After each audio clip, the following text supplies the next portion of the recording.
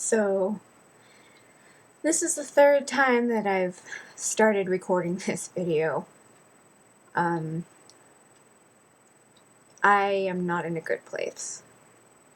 I'm also wearing my Clear Correct eyeliner, so I'm going to have a little bit of a lisp. So, bear with me, please. I realized that up to this point my channel has kind of appeared to be, well, I've been giving the appearance of being better than I actually am. And I wanted to kind of document what a bad day is like, and this is it. And if I laugh, it's only because I'm, uncomfortable, so I'm actually in a lot of pain right now. So, my room is a complete mess, at least in my opinion. I I feel very anxious, and I've been crying on and off all day and since last night. And I had nightmares all night. I'm just really, really unable to relax right now, and that's putting it mildly. So, I might get interrupted a few times, so I'm just gonna continue with this the way it is now, because I don't really want to start this video over again. I'm having a little bit of a hard time, and, well, that's an understatement.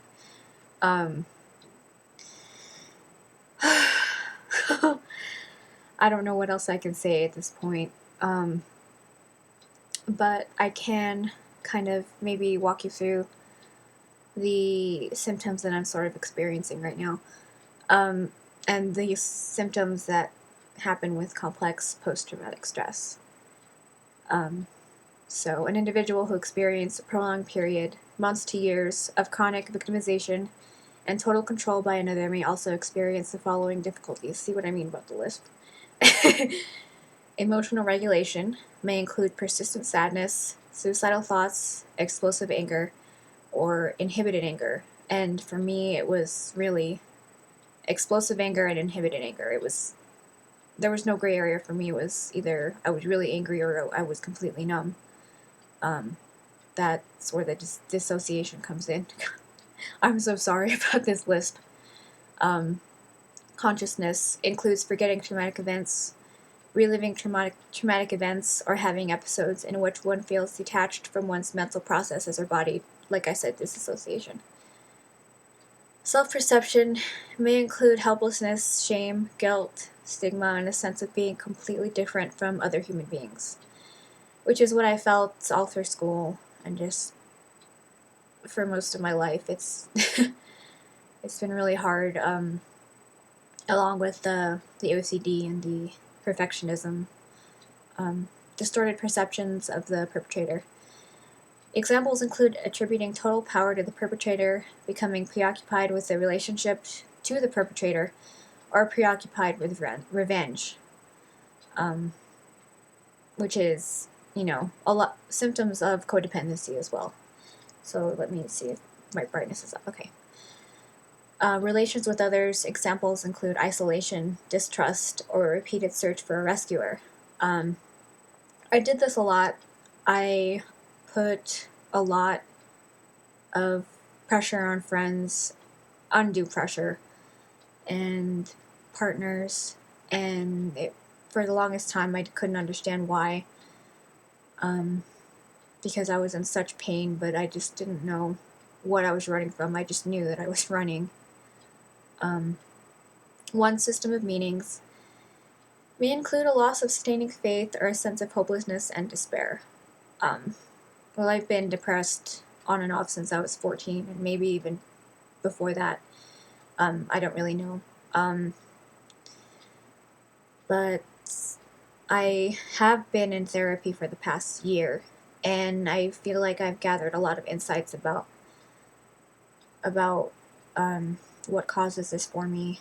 And I know that I'm making a lot of strides, but obviously, as you can see by my appearance, this is not something that you can get over in a heartbeat. This is something that requires work, and it requires persistence, and there are bad days, and this is one of them. So, there are other difficulties faced by those who experience chronic trauma. Because people who experience chronic trauma often have additional symptoms not included in the PTSD diagnosis, clinicians may misdiagnose PTSD or only diagnose a personality disorder consistent with some symptoms such as borderline, dependent, or masochistic personality disorder. Care should be taken during assessment to understand whether symptoms are characteristic of PTSD or if the survivor has co-occurring PTSD and personality disorder, which happens. I think Sam Vaknin calls that comorbidity. So, clinicians should assess for PTSD specifically, keeping in mind that chronic trauma survivors may experience any of the following difficulties, and I'll go over that. Survivors may avoid thinking and talking about trauma-related topics because the feelings associated with the trauma are often overwhelming. And for me, especially in my counseling sessions, I disassociate. And as things get more intense with that, I disassociate more often at the very beginning. I mean, it's so grueling. Survivors may use alcohol or other substances as a way to avoid and numb feelings and thoughts related to the trauma. And I did that a lot in my early 20s. I did it so that I could sleep, and I did it so I wouldn't have to think about anything. But I can tell you that in the long run, that doesn't help. Survivors may engage in self-mutilation and any other forms of self-harm. I'm not going to talk about that. Survivors who have been abused repeatedly are sometimes mistaken as having a weak character or unjustly blamed for the symptoms they experience as a result of victimization. And that I know intimately. So, it's horrible.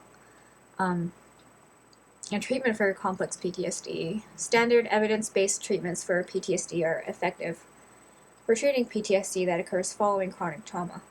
At the same time, treating complex PTSD often involves addressing interpersonal difficulties and the specific symptoms mentioned above. Dr. Herman contends that recovery from complex PTSD requires restoration of control and power for the traumatized person. Survivors can become empowered by healing relationships, which create safety, allow for remembrance and mourning, and promote reconnection with everyday life. I've not really been able to do that, especially in my current situation.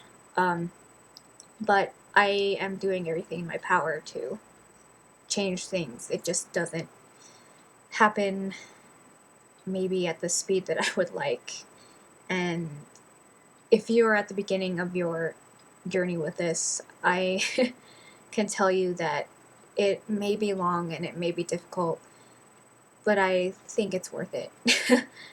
I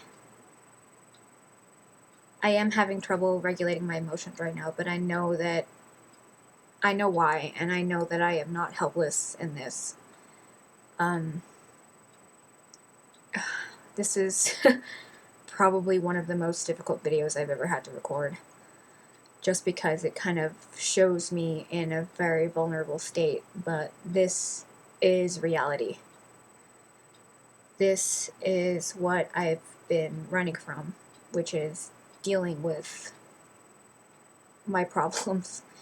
And the minute that I realized that I couldn't run from them anymore is when everything just came flooding in. The emotions, the tears, just everything.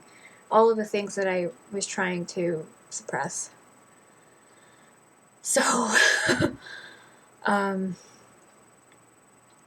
I just really needed to record this because I needed to put these feelings somewhere and put this energy somewhere else because it's been eating me alive.